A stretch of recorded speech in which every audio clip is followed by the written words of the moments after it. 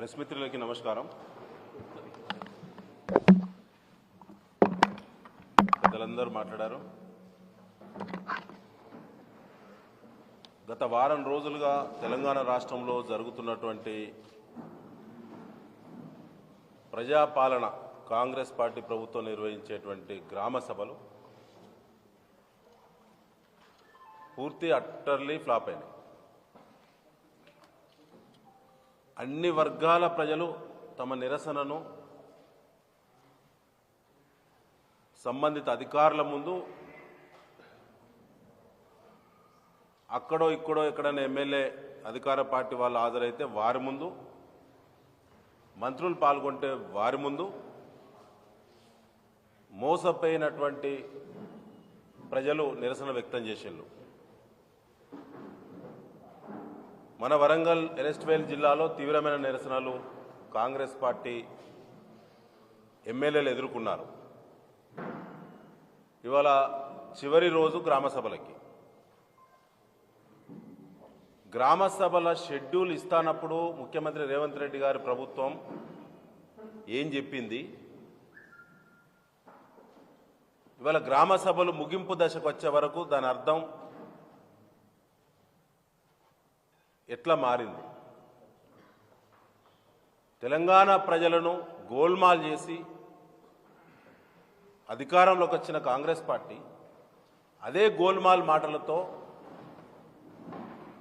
గ్రామ సభల షెడ్యూల్ ఇచ్చినప్పుడు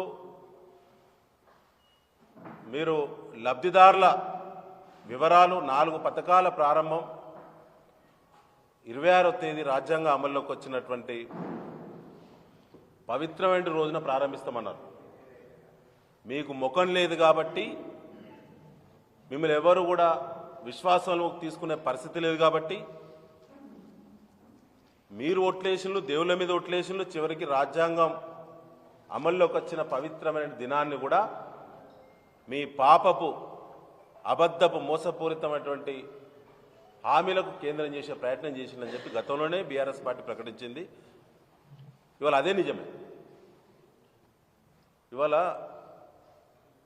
మీరు గ్రామ సభలు ప్రారంభిస్తున్నప్పుడు లబ్ధిదారుల ఆమోదం గ్రామ సభలనే తీసుకుంటామన్నారు.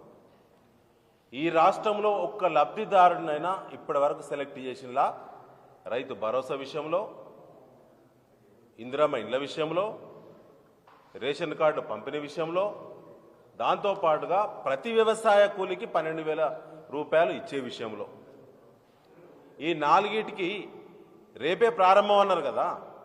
ఇప్పటివరకు ఒక గ్రామ సభలో కూడా ఒక లబ్ధిదారు కూడా సెలెక్ట్ కాలే కదా.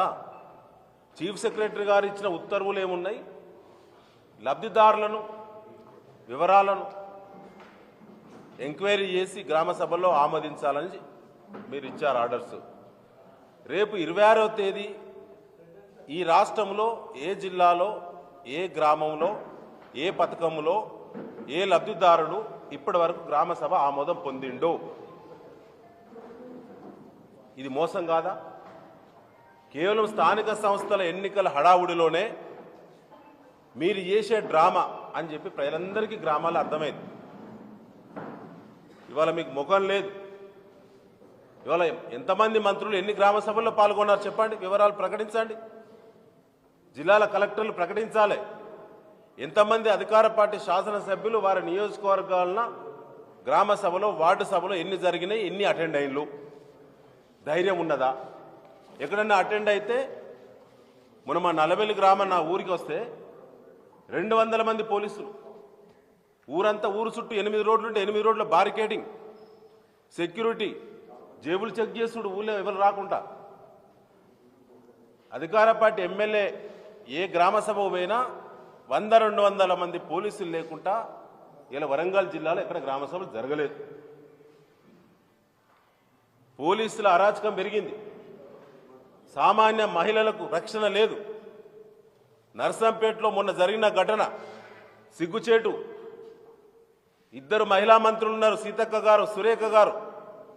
ఒక మహిళను, మాజీ కౌన్సిలర్ గారిని రౌడీ షీటర్లు, మీ పార్టీ జిల్లా నాయకులు, మీ ఎమ్మెల్యే ప్రధాన అనుచరులు మీ ఎమ్మెల్యే చేసేటువంటి అధికార పార్టీ ఎమ్మెల్యే చేసే కాంట్రాక్టు పనులను పర్యవేక్షించే వాళ్ళు అంత దుర్మార్గంగా నడి రోడ్డు మీద పోలీస్ స్టేషన్ ఎదురుగా 45 నిమిషాల పాటు కుటుంబాన్ని చిత్రహింసలు పెట్టి కొడితే ఇప్పటివరకు ఒక్క పోలీస్ అధికారి అక్కడికి చేరలేదు.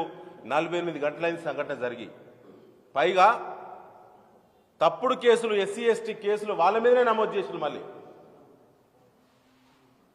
సిపి గారు అంబర్ కిషోర్ జా గారు మీ పైన గౌరవం ఉన్నది. మీ అడ్మినిస్ట్రేషన్లో లోపం ఉన్నది. మీ ఇంటెలిజెన్స్ అట్టర్లీ ఫ్లాప్.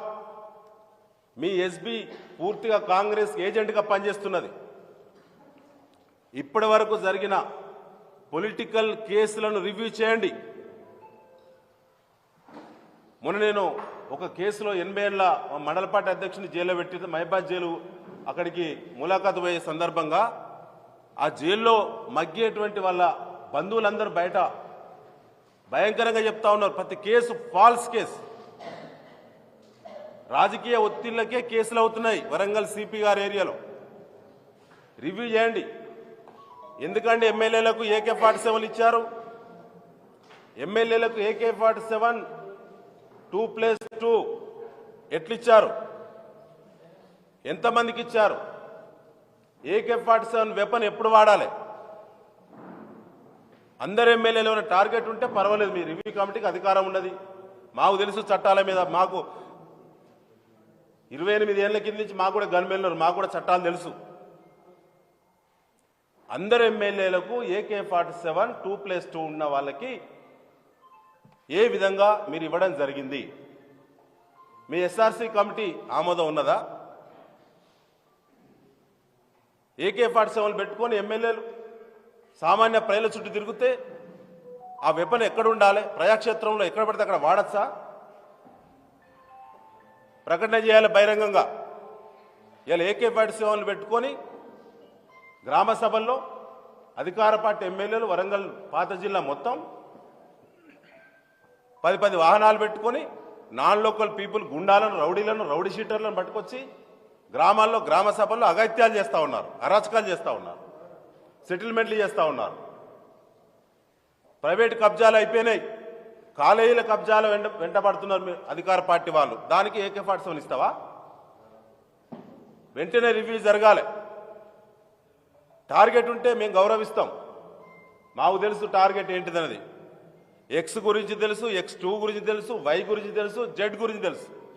4 కేటగిరీలో ఎవరెవరికి ఎలాంటి వెపన్ ఇయ్యాలే మాకు తెలుసు. తెలిసే మాట్లాడుతున్నాం.